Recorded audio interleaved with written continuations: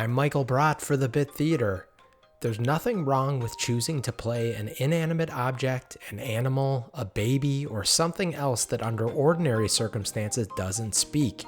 But remember, if you make that choice, that you might be limiting your contributions to the scene, at least your verbal contributions.